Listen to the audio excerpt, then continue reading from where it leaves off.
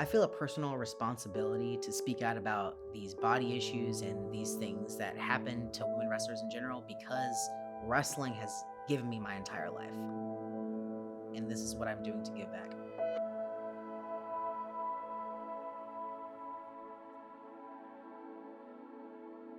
I was born in Austin, Texas, but I spent most of my childhood in a town called Red Rock, Texas. My sister, her name is Ashley, and there was a wrestler named Ashley Massaro and Trish Stratus. Of course, everybody knows both of them. And we used to pretend like we were Trish and Ashley because I'm Patricia, she's Ashley, and we would reenact their wrestling matches on our living room floor. I think that nothing else I did when I was a kid fit. I started wrestling when I was 14, and soon it just became a thing that I was making money from immediately because there's no athletic commission in Texas, so you could do whatever you wanted. I cannot believe she started at the age of 14. Honestly, I'm blown away. My first year of high school, I was already wrestling, and when the teacher asked us, "What do you want to do when we grow up?" I would say, "I'm already doing what I want to do. I'm a professional wrestler." I want to say that professional wrestling was like the first thing she looked at and said, I can do that. The teachers would ask me, "Well, what do you mean you're a wrestler?" And I would pull up YouTube videos of me doing stuff on the weekends, doing exactly what I want to be doing. Some people, they listen to others as they're growing up and saying, oh, that's not practical. You need to go to college and do this and that.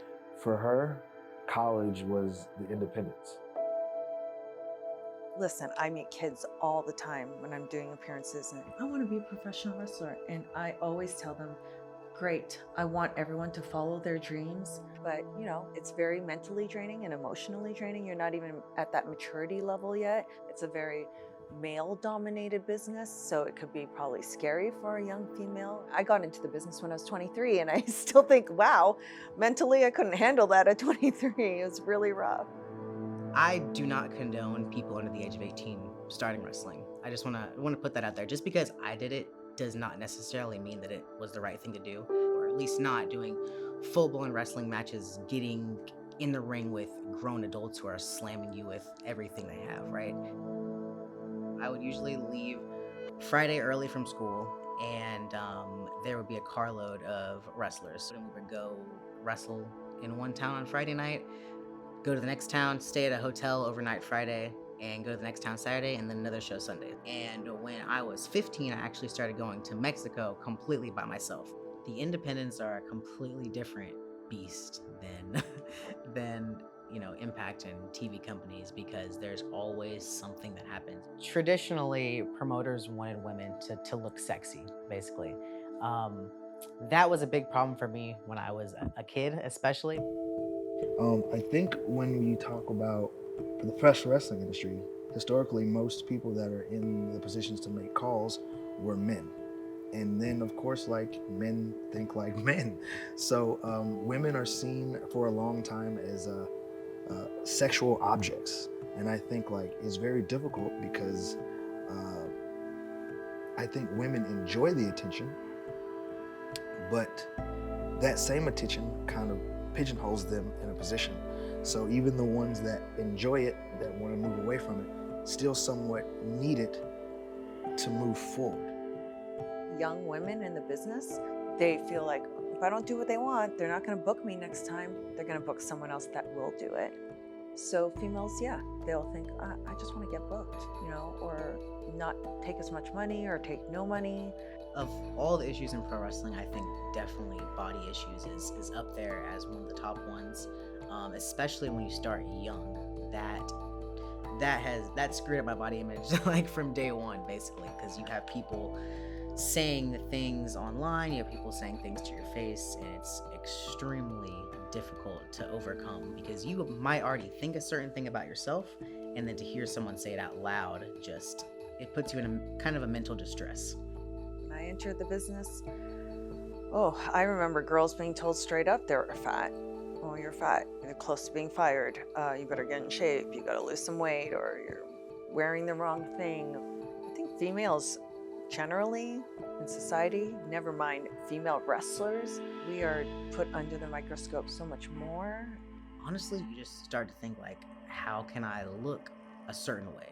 And you start doing things that aren't necessarily good or healthy for your body to try and look that way. You starve yourself, you do drugs, or you try to obtain drugs that can help you look a certain kind of way, and all of this is just bad for you mentally, bad for you physically, bad for you emotionally. We have to remember that as professional wrestlers, we are also women, and we are also real people. We feel things and we hear things and we see them, and we see more than people think we see. I definitely experienced depression at a very early age, and it made me want to quit, but at the same time, it made me want to get better. It made me want to do better. It made me want to prove people wrong. It made me depressed, but it also kind of fueled my fire, I guess you could say. Oh my God, when I signed with Impact, I was so happy. I felt like I've finally accomplished my life's goal. And I've been kind of riding that high for the past 3-4 years now, just getting signed by Impact. And I feel like they're the best place for women wrestlers to be in general. I remember she was just quiet, and I never want to judge anyone when they first come in, because it happened to me. You never know what someone's personality is like. Are they shy? Are they afraid? You want to make them feel as comfortable as possible. So months went by and she kind of was always the same, kind of serious. I think that I've been in so many different situations in wrestling where people are, you could say, fake, or they were just insincere. And I think that I've gone through so much of that in wrestling that has made me pull back, not just in my personal life, but in my professional life as well. Pro wrestling will harden you, and you're gonna have a wall up. It's inescapable. And so that's probably what we saw at the beginning. I did have someone come up and talk to me about how I needed to be, I guess, more open towards the girls. So I guess in a sense where I was kind of pulled back and maybe protecting myself a little bit, that came off like I was having an ego in the locker room. We had a couple one-on-one talks, and she slowly came out of her shell. And listen, I really believe that comes from being in the business so early. It's good to have someone that can come up and tell you that and be honest with you, because I don't think that people realize it all the time, that they're being a certain way. She started opening up, and I love seeing that side of Jordynne, and she's an integral part of our locker room to this day. So I think the younger generation's mindset of wrestling is kind of all over the place, and it depends on who trained you. But overall, I think it's very open-minded. It's not as strict as it used to be. We have amazing wrestlers who can put on 30-minute matches and tell an incredible story, and then we have people who can just go out there and do a million different moves. Jordynne was that wrestler who literally said, "I'm working for GIFs." It's GIFs, by the way. It's not GIFs. These are videos that are less than a minute, and they're eye-grabbing, and they're instant gratification. And people, they kind of need that nowadays because there's so much wrestling and there's so much content to consume. We need something that's going to catch our eye immediately. She said to me early on when she first came in, she was a very indie wrestler when she came in, wanted to do the cool stuff, worked for GIFs for that instant gratification. And I said, what are you doing right now? I said, don't you want to have those matches that people will say, remember that Jordynne Grace match with blah, blah, blah, 10 years ago? Wow, that match was amazing. That stood the test of time. And I think she started to see it. Since I've been in Impact, I have gained an incredible amount of confidence. And I think that is because of the people that I've been around. I've learned so much from them. And I've also been able to just kind of be myself as a wrestler. When you let that wall down, you become more open-minded to not only personal things, but to the business. And she took the advice and actually applied it. I mean, she did the work, and she puts in the work every single time she comes in. I'm very much who I am in the ring as I am in real life. Like, I don't have an over-the-top character. I've never had an over-the-top character. And in real life, I'm a powerlifter, and in wrestling, that's exactly what I am too. They've never tried to force any kind of character on me. And I know in other companies that's a big thing they try to do, is they try to give you a certain character. And I think that they kind of trusted me to do what I do best, and I think that's what I've done. The following contest for the Knockouts Championship You know, it's crazy because in wrestling, it's what we put into it to get the title that makes it mean so much. And it's the fact that your peers and your colleagues and your bosses, they're giving you that title basically as a way of saying, we believe in you. We think you deserve this. And that to me is everything. Even though a title may be just a prop to people outside of wrestling, that title means everything to people inside of it. Here we go! Grace Driver, shoulders down, and we have a new champion! The one thing I know about my wife is the same with me, is once she accomplishes something, in the moment, she appreciates it, but she automatically wants more. So in other kind of sports, they have training sessions they go to, right? In wrestling, we don't have that. We're independent contractors, so if we know we have a big match coming up, we have to do everything ourselves. And I think that makes it way harder. But mentally, we know that if we do this, we're not only gonna perform better in the ring, we're gonna look better, and we're gonna be able to get elevated because people are gonna look at us a certain kind of way. They're gonna look at us like, this person's been putting in the work and they're trying to be a star, so let's elevate them. I didn't wake up one day with just like this newfound sense of confidence, right? Actually, very recently is where I've been at my most confident. It's when I started taking powerlifting very seriously. Powerlifting has given me more confidence than really anything else, and I think that has helped in wrestling so much because my past, few months in wrestling, I've probably had some of the best matches that I've had in my entire career because of that confidence. Oh, I think Jordynne brings so many different things to pro wrestling. I think that she is this hybrid wrestler. She's able to wrestle women and do the women's wrestling to the best of her ability, but then also switch it up and go right in with the men, and she has no problem transitioning from one to the other. There's been people who have wrestled in the men's division but cannot do it as seamlessly as Jordynne does it. And I think that there's no one that I've ever seen be able to do that to her ability, and I don't know the next person that will be able to do it either. Listen, I'm not really a huge fan of intergender wrestling, but I think if the storyline is right, I'm okay with it. If it makes sense, I'm okay with it. If it's believable, I'm okay with it. And Jordynne Grace is believable in an intergender match.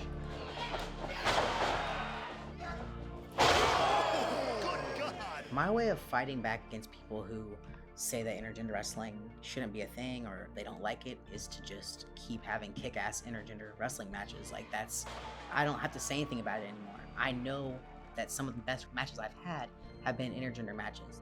I amateur wrestled my entire life, and I've always gone back and forth with different styles of grappling. I'm not ashamed to say that I've been tapped out several times by women. It's about technique, not necessarily about strength. The thing in wrestling is about the aesthetic that they have. And for my wife, she has the powerlifting, bodybuilding aesthetic. So most men relate size with like being a legit fighter, I guess. So it kind of helps my wife, being a powerlifter, to transition into intergender wrestling well. And people really don't say much about it. It's just storytelling. You have to set it up right because women can do just as much as men can do.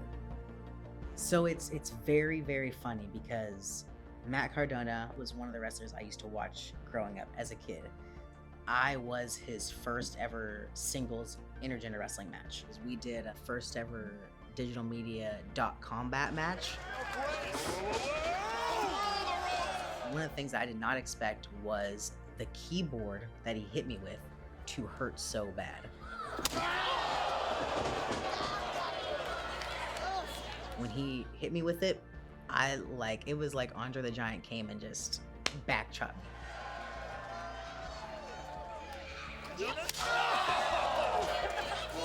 Oh my God! What? Cell phones! Oh no, not this! I think probably him seeing like videos of me deadlifting like 500 pounds definitely convinced him a little bit that I was the right person to do this with for sure. I think there's definitely more challenges once there's more eyes on you. And they always say what's harder than getting on top is staying on top. So everything you do has to be kind of on point. If you fuck up one time, there's gonna be a lot of comments about that one fuck up. Social media has become this place where wrestlers can go and share everything they've ever done, basically. It's an important tool if you know exactly how to use it. Jordynne's heavily present in the social media space, and that contributes to her brand. So it helps her a lot, and I'm sure it can be detrimental at times. The more people who see you, especially when you're a wrestler, a popular female wrestler, the more people are going to talk about you. And that includes not just your wrestling ability, but your body as well.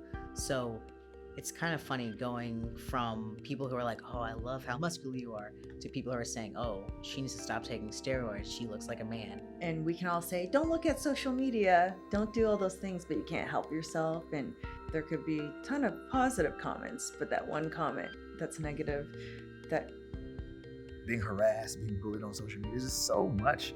You're just so open, you know, and to the fans, we're no longer humans in their eyes. We are chess pieces. We're action figures with no feelings and no family behind us that's affected by the things that you do or say. The anonymity of the internet just brings out the worst in people. They can say anything and do anything with no repercussions. And so I would get these DMs all the time, and I would start sharing them on social media. We'd be laying in bed and she'd go, babe, look at this. I look over and I see like a picture of a dick. And I'm just like, okay, what is this? And she's like, this guy just sent me. And she goes, look at this, he's married with children. And I look at him like, oh, wow. And she goes, I'm gonna find his wife. And I was like, oh, all right, babe, lay back down. Wake back up, she found his wife online and they're having a conversation.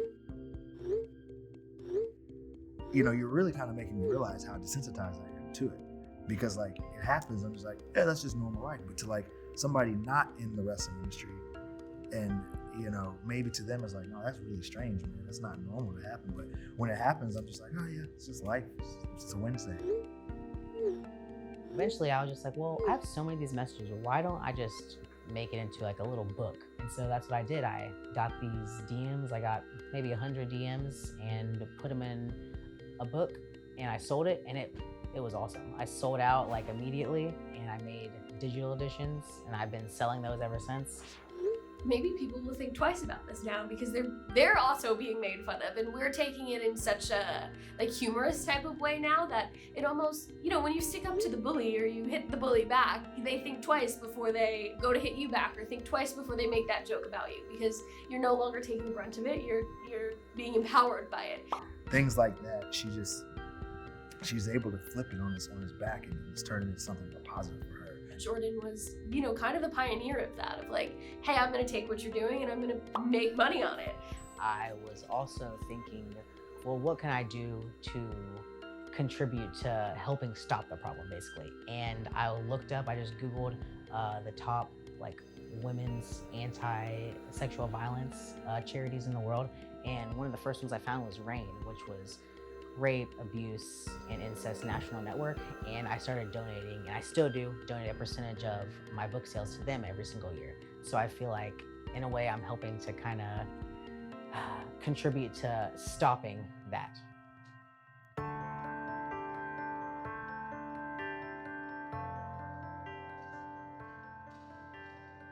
we're in a very specific business.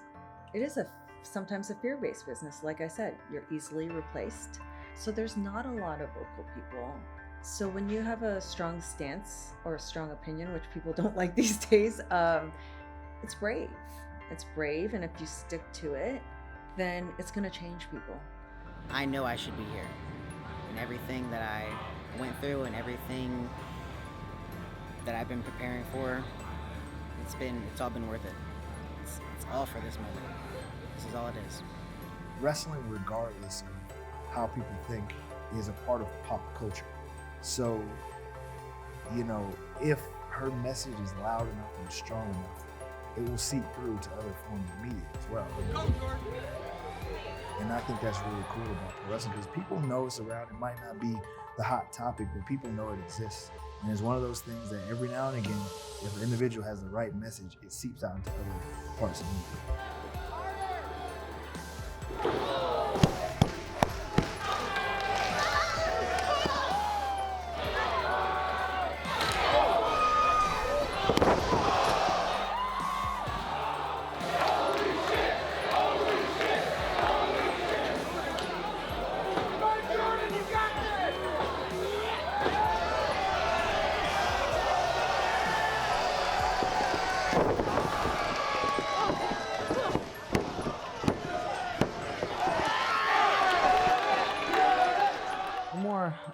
popular I've become, the louder my voice has gotten because the bigger my following has gotten. So I feel like if you're someone who wants to speak out about certain issues, it's important for you to gain a following so that your followers can hear about how you feel about certain issues.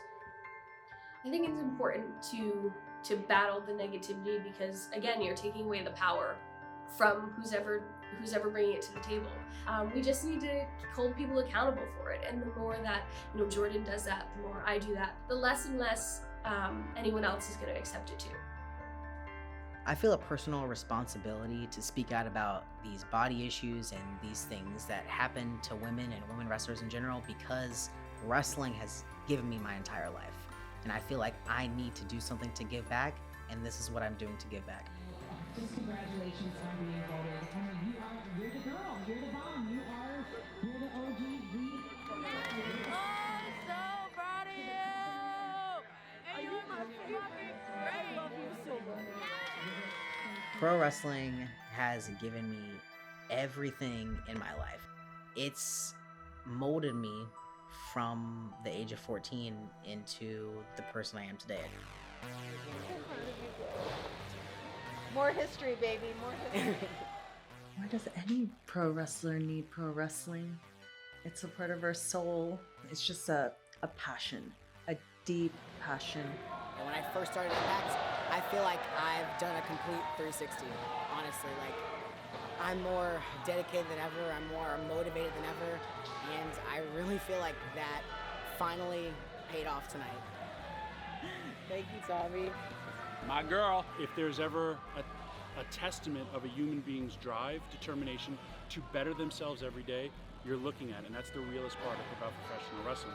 I'm only in her corner, not only because she's my friend, but because her talents continue to strive to be better. And as human beings, how do we not want to strive to be better? That's all. Don't you cry. I am extremely happy with where I'm at in life. I think that this is the perfect place for me. If I could stay in this moment forever, I would, to be completely honest. There are so many women who came before me that held this belt. All of those women, they are strong women, and that is who I want to be and represent for everybody who sees me with this title. And I want them to know that they can do anything, and I really am a true testament that you can do anything if you really set your mind to it. It just takes time and true hard work.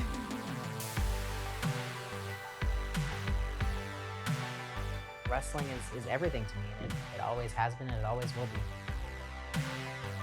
Pro wrestling changed me, and I changed it, and that's exactly why I need it.